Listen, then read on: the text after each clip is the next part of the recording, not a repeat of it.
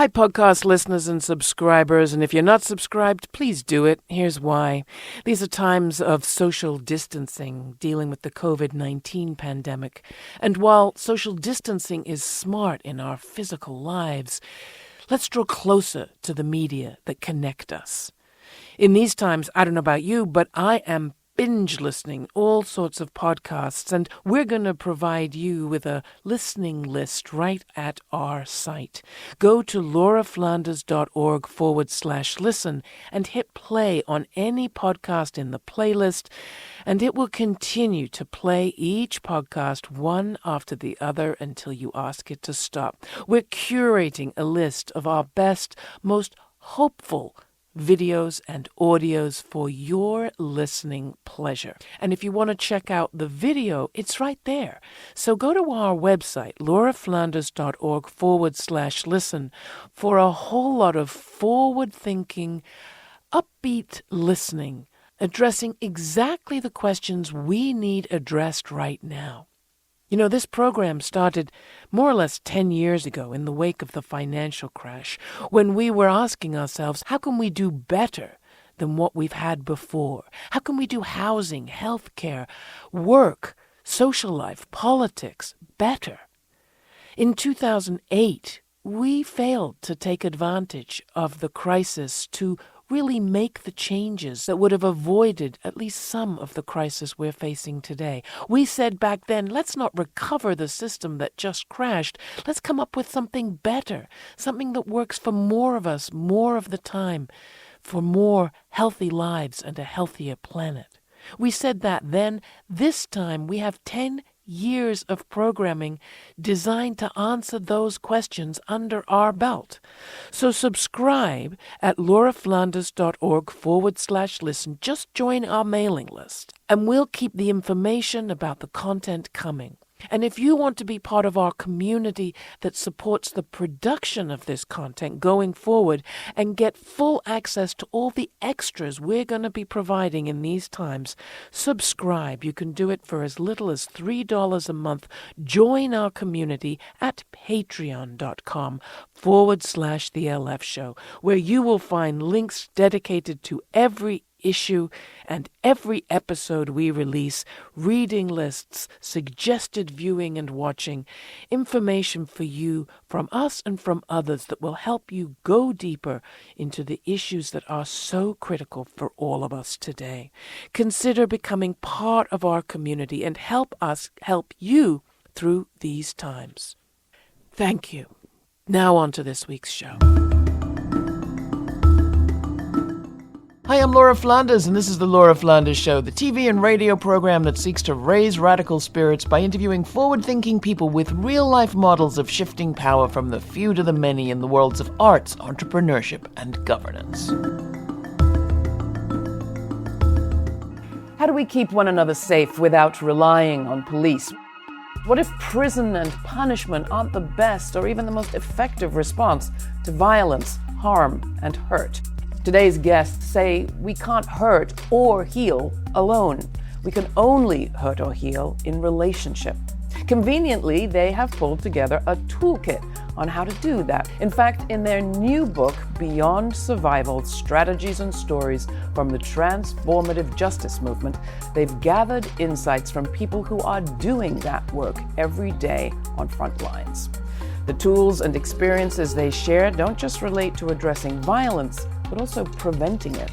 And they might just inspire you to get involved yourself.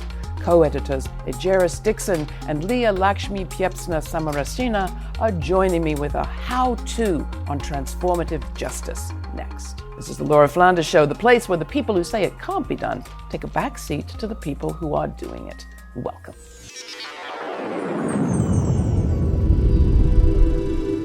So first, Ejeris and Leah joining us from Seattle. Thank you for being here. Thank you. And while we're going to be talking about trauma and violence and fear and surviving and getting beyond it and making health, I don't know about you, but I'm feeling incredibly stressed. Oh, yes. The TV is the least of it. We're dealing with a pandemic. We're dealing with an out-of-control government. Yes. We're dealing with lack of transparency. Yes. Sometimes feels like lack of community. And now social distancing is supposed to be good for us. What's your top-line advice to somebody like me who's like, I don't even know if I want to have this conversation in the midst of everything else? I think there's both always a right time and it's always difficult. So many of the communities that are represented in Beyond Survival, so many of us come from places where, whether it's pandemic, whether it's Trump's kind of neo-fascist America, we've been under threat most of our lives. So what that also means is that what we're doing in this book is that we're documenting resilience and we're documenting this skill set of survival and that genius. So I would say that we're social distancing. This is actually a great time to skill build. This is a great time to do relationship building with the people nearest to you. People are talking about going to talk to your neighbors and saying, and just reminding them that you're still there. I live alone. I have a friend who lives alone who started to feel sick yesterday. And I said to him, I need you to tell me how you're doing every day. I need us to write a plan together. I learned that both out of life, but I learned that also because I come from a community of queer and trans people of color where we have been figuring out how to keep ourselves safe most of our lives. So Leah, is there anything you would add to that beautiful response from Ajaris? Hi, well, first of all, I think you both are beautiful. Second of all, I would add that I think specifically disabled communities, particularly disabled Black and Brown communities, have been planning these skills for a long time. And a lot of us are saying that a lot of the strategies that are being suggested right now around, and the realities of having to stay home, having to work online, having to build together to make sure that we have what we need, are strategies that sick and disabled communities are really well versed in. So I would say that if you're able-bodied and this is new for you, really look to what disability justice folks have been doing for a long time, because we know how to do care collectives. We know everything about where you can order stuff online and get delivered at home. And there's so many instances of wonderful solidarity happening in Seattle, which is ground central right now, that I'm actually really proud to be here. When we say transformative justice, what do we mean? What do you mean, Ajaris? I like to keep it simple. How do we create safety without relying on police and prisons, period? Does that mean that you never call a cop?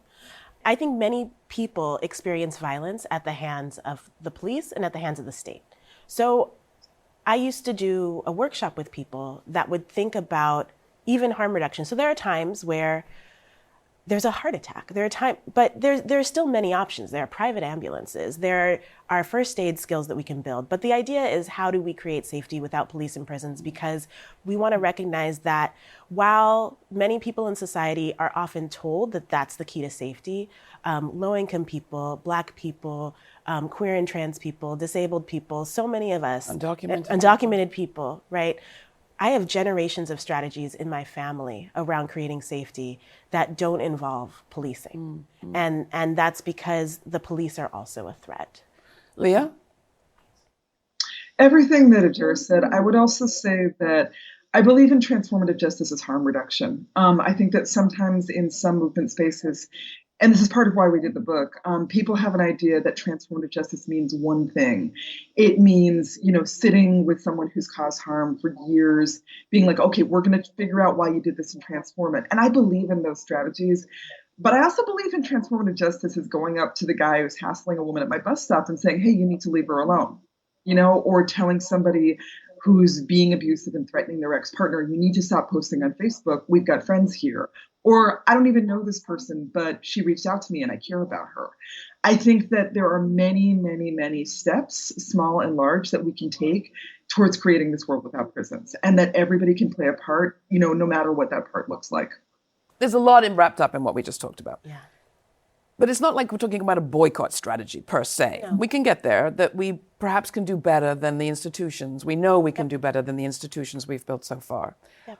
But just to start with the reason somebody might not, for them, make the decision to call a police person or dial 911. You have a lot of examples in the book. You want to tell some? Sure. So I used to work at the Audre Lorde Project years ago.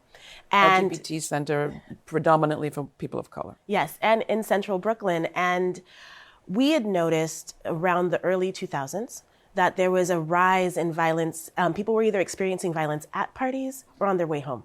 So the Audre Lorde Project has the Safe Party Toolkit in there, which is really built from strategies that people use to secure demonstrations and actions. And instead, how do you apply that to a party space? How do you think about a space where people can still enjoy themselves, but you can intervene in violence? How do you think about a way that people can get home? So that's one of the many examples. And just to tease that out, to put a point on it, why would you want to be doing that yourself and not just paste the 911 number loudly on the wall? Well, so to give a very concrete example, there was a party that was mostly Black lesbians, and especially like masculine of center lesbians. They saw all of the folks who were her masculine as threats. So it wasn't. So if two people were having an argument, it's not like we have natural de-escalators in our police. It's not like they say, "What's going on? What do you need? How do we help resolve this?" No, it was two people in handcuffs and it was usually just a presumption of like gender and masculinity as violence, Black people as inherently violent. There are all of these societal tropes that don't bring us to safety, but that just criminalize so many of our identities. So the reason that we need to keep ourselves safe is because I got a call once from a Black gay man who was attacked on his way home. He grabbed a garbage can and he defended himself with this garbage can. He was still attacked. He didn't even call 911 himself. 911 was called. The ambulance came. He actually ended up in the precinct. He did not get medical care and was attacked again. And so he was like, "What can you all do for me?" So that's just an example of why and what some of the strategies can look like. Yeah, we've seen from the Say Her Name campaigns that we've covered often on this program that it is often a family member calling for help. Oh, yes. And an under-resourced society that sends untrained cops. Yes. And those cops in the end often say, "I felt threatened, I was scared, I was," their language is very subjective. Yes. And their reaction is often very different to a woman of color having a bad day, problem with her meds, whatever, yes, than it would be for a comparable white person. Yes. It reminds me of there was the murder of a young Black man called Kyle Coppin. He was actually in the building where I live now. I had lived a couple blocks away. He and his mom got into an argument and she called 911 seeking support. At some point, the police saw him with a hairbrush raised, assumed it was a weapon, and shot him. And there's a lot of folks, I would think of, like Trans Lifeline is talking in the book about how they are navigating issues of suicide without relying on the police. There are organizations that are organizing in New York City who are thinking about how do we have an alternative number, an alternative institution that we can call for people when they're in kind of like mental health distress. So it's necessary because we have ceded, or as a society, we have assumed that issues of de-escalation, understanding and navigating people who are needing support is the role of the police. And when that doesn't make sense at all, and when there is so much structural violence that happens at the hands of the police. So Leah, coming to you, it's also true that many stories in your book relate to in-relationship violence. You have your own story about how you got into this work. Yeah, I mean, when people have been asking us, how did you get into this work? Why is it successful? My first response is always like, the way that I got into transformative justice is also why I would say that it's worth it, because without it, I wouldn't be alive. You know, like many, many people who are in this book, I got brought into it because I was a survivor who could not go to the police. My ex-partner, who was physically abusive, was a non-binary queer person of color who'd already done prison time, and who both threatened me with a lot of violence if I ever called the cops, and was my immigration sponsor. This is going back 20 years. So the police were not an option. And there are many people who have much less privilege than I do who are in similar situations where, because of the interlocking facets of immigration, the police, et cetera, they can't call the people who are supposed to help them. So before transformative justice was a word that I'd ever heard, I had, like a lot of people, I had a group of my young femme of color friends who were like, okay, every time we go out, we're going to go into the club or go into the meeting first and see if he's in there. And then we're going to come out and talk to you and see what you need. And we'll either go in and ask him to leave, or we'll go in with you so you're supported. And that supported me over a 10-year period of sharing a really small community with that person, where I knew because I tried. We all tried. He was not willing to face what he'd done and take accountability, but he could see that I wasn't alone. And that kept me safe. That kept me alive. That continues to keep me alive. And there are a million different examples of that kind of strategy in this book and other spaces. I know that it can feel really overwhelming to replace the entire prison industrial complex, especially in a situation where someone might be facing immediate threat of harm or death. But there are a lot of examples in this book where it really starts with one other person stepping up and being like, hey, I'm there with you. I wanted to particularly shout out some of the sex work organizers like Monica Foster and Elaine Lamb, who are from communities that really can't call the police. And Elaine Lamb of the Migrant Sex Workers Network has these amazing stories of being in her home country and organizing with other sex workers who are facing violence from clients and doing things like, they're like, yeah, we bought video equipment so that we could have secret video cameras in workspaces. And then we could point it to clients who are getting violent and saying, hey, do you want to be on camera? There are all these ways they organize without the police, from teaching people how to memorize what violent clients look like so that word could go out, to sex workers working with people in their neighborhood, including folks who are, doing street-based work, including drug dealing, to be like, hey, this is somebody who's a problem, like watch out for them. When we're in situations without a lot of systemic power, it can look like we don't have options, but actually we're always innovating and we're always creating stuff at the margins that can work anywhere. So that's one aspect of this work and one aspect of the book. People at the margins have reasons not to call the police. This is the Laura Flanders Show. I'm Laura. My guests are renowned poet Leah Lakshmi Pietzna Samarasinha and anti-violence trainer Jerry Stickson. They're both editors of the just-released book, Beyond Survival, Strategies and Stories from the Transformative Justice Movement. Transformative justice is a systematic approach to reducing harm without recourse to the legal appeal systems. And to our lovely podcast subscribers and listeners, I hope you've tapped into our new series, Forward Thinking on COVID-19. There I have my guest of the week discuss how we might emerge from this crisis stronger as a society, rather than the reverse. This week, our guests are Agilsa Fernandez on the mutual aid strategies that are helping homeless and LGBTQ youth in New York, and Dana Brown on private medicine versus public time. What happens when we leave vaccines to the market? Sign up at our website to receive those interviews and subscribe to this podcast at laurafernandez.org. And if you're listening on iTunes, how about a little mutual aid? You aid us. In exchange for the show, you help spread the word by writing us a quick review. Next, it's almost as if we need a special skill set for surviving these times. Luckily, collectively, we kind of have the skills we need. The fact is, lots of people and places have been cut off and socially distanced from affluent America for years. In their strategy to mutual aid and transformative justice can help the rest of us in this moment. But first, here's the sound of New Yorkers at home applauding essential workers from their windows. It's a daily ritual at 7 p.m. to show appreciation while staying at a distance. Appreciation is growing.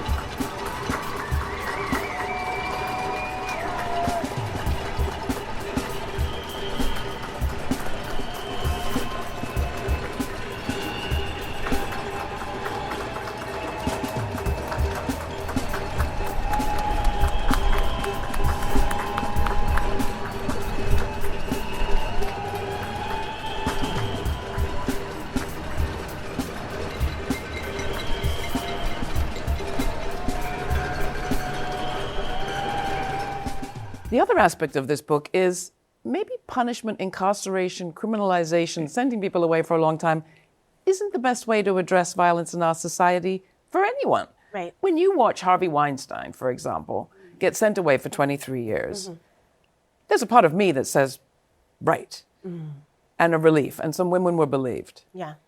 But there's another part of me that says, okay, so what changes so that this doesn't happen again? And that's a big part of what's in here, too. I've been thinking about that a lot because both the Me Too movement and the Transformative Justice Movement have been particularly active in the last couple of years. And how prison takes Harvey Weinstein away, right? But it doesn't change that behavior. It doesn't necessarily heal someone, right? It doesn't transform the skill set. So I recently came out with a toolkit to actually think about what are the steps that we can take around creating more education based on consent, intervening early on, finding ways that people can report information to each other and address violence without it getting to the point where people know that somebody has been harming someone, has been harming hundreds of people or many, many people. And there are these secrets. What we know about what happens, like people want to experience violence in prison, and sometimes people end up more traumatized, like the idea that someone comes out of prison and is transformed or less harmful is really a fallacy. Yeah. That's not what that institution is for. I would just add, this is something that's pretty basic, but it really bears saying. Something like 95%, 97% of survivors of violence can't even get a court date if they wanted to. There are so many cases of people who are survivors of incest, rape, domestic violence, who basically get told they're not good victims, right? So they can't use the system, or who don't have the money to go to court, or who are cut out of court by statutes of limitation. I'm one of many childhood sexual abuse survivors who's never thought about taking my parents to court, because I know that my mom, who is my perpetrator, is a nice white lady, and it would never even make it to pretrial, right? So I think that I understand often when people are like, what are you saying? Prisons don't work. What are we going to do with them? There's a fear that we're saying that we're going to just hold rapists' hands and give them a cookie. And that's not what we're saying, but we're saying that prison doesn't actually work to stop rape or abuse or violence, period. So we need something else. We need consequences. And we also need resources that will work, that are not led by the survivors of the people who are harmed, by which I mean the survivors shouldn't have to do the work, but there needs to be stuff out there that will sit with people who are doing horrible, violent behavior and be like, okay, we're going to change this. So what does it involve? I mean, You've got this nice toolkit. Everyone is going to go away and read it, but give them a few hints. Well, if I could jump in, I mean, this is, So, Generation 5, we've got a segment from their Transforming Childhood Sexual Abuse toolkit in the book. And they talk about this is stuff that's very difficult to find any information about. They talk about, okay, so people who sexually abuse kids, what are the resources out there that are intervening with those perpetrators? And they have really interesting information about programs in Europe where they're like, okay, so in the States, there's nothing like this, right? If you call and you say, I think I'm at risk of losing it and doing something harmful, there's no place you can call. But I believe in Amsterdam, there's a program where they're like, we set up a hotline for people who are like, I'm worried that I have pedophilic urges.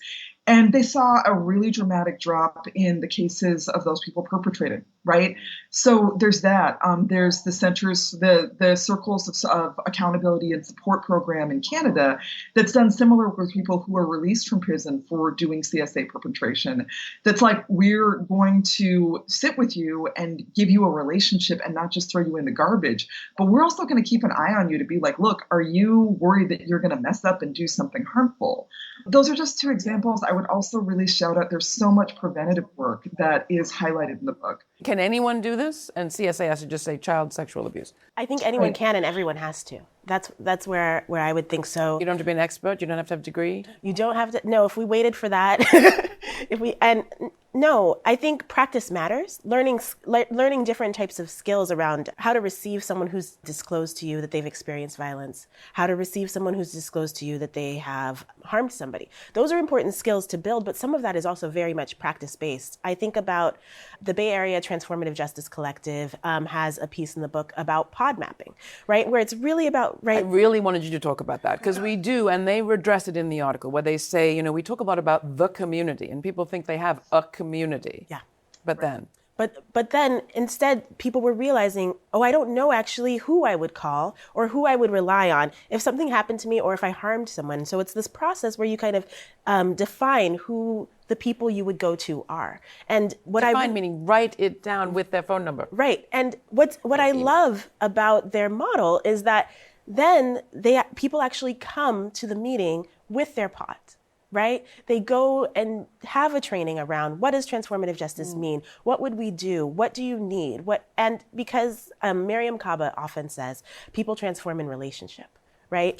People transform in relationship with each other. So it's not only something that everyone can do, but everyone has to, right? There are people who know my survivor stories, but authorities do not, Yeah. right? So more often than not, we are called, and we are the ones who need to intervene. We are the ones who feel guilty at night when we did not.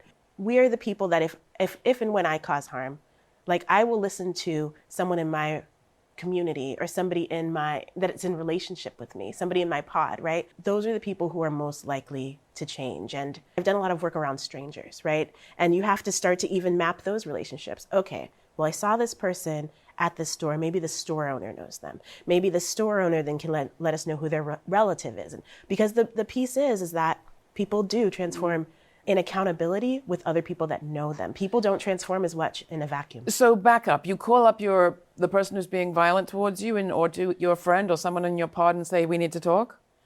You can. I mean, the last process or a current process that I'm working on, I got an email from a friend about a friend of mine that was like, this thing happened, and I'm wondering if you would be willing to help hold your friend accountable. And that's how it started. I've gotten calls from people I've worked with. Yeah. And one of the essays in the book that I think must come up a lot is somebody's asked to be part of a coalition with a group that hasn't addressed the abuse by somebody in that group. Yeah. And they have to decide what's the priority for me, being part of this coalition about some important issue or addressing this, which is probably going to have ramifications down the road. Leah, what does it take actually to do this work? I mean, you're dealing with your own situation, everyone is dealing with their own challenges, our own survival needs, particularly in this period of stress, but all the time, everyone's in stress. This is taking on a very big deal, isn't it? Trying to make your community, your pod safe, being on call. Well, I was going to joke and say a strong stomach, but I would also say really think about what your boundaries are. Know that you're going to discover them through doing this work. I think part of the reason why Jairus and I and the contributors in the book really stress that there are so many, that yes, we all have to do this work and there are so many different roles to play, is that I think when it just falls on one or two people, that's a huge recipe for burnout, right?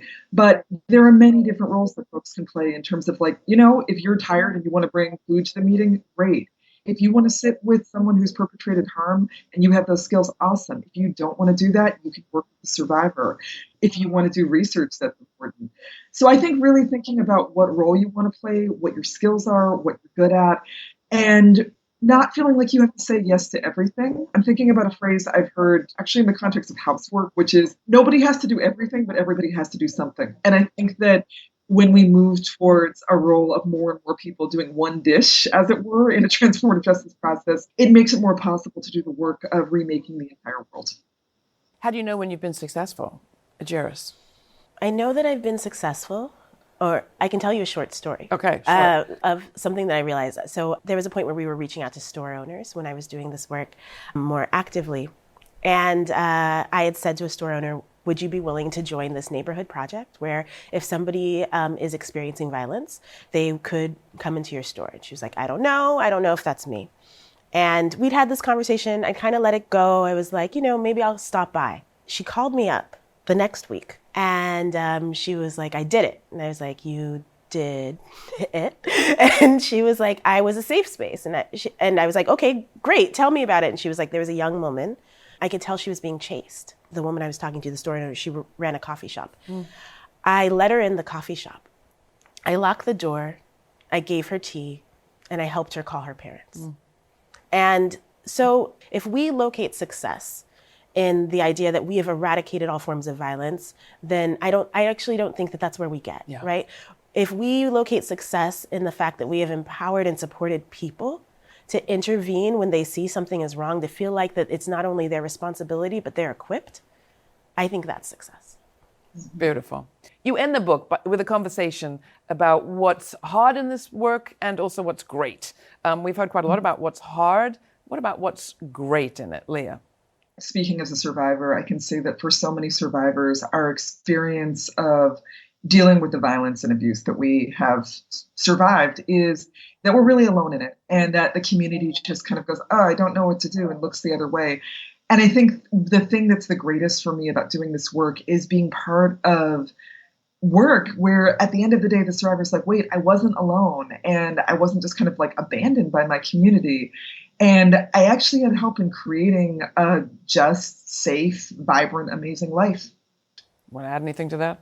What's great for me is going and meeting up with people. Sometimes I even don't remember what I helped with, and having them take me aside and say, do you remember when I called you when I was scared to get home?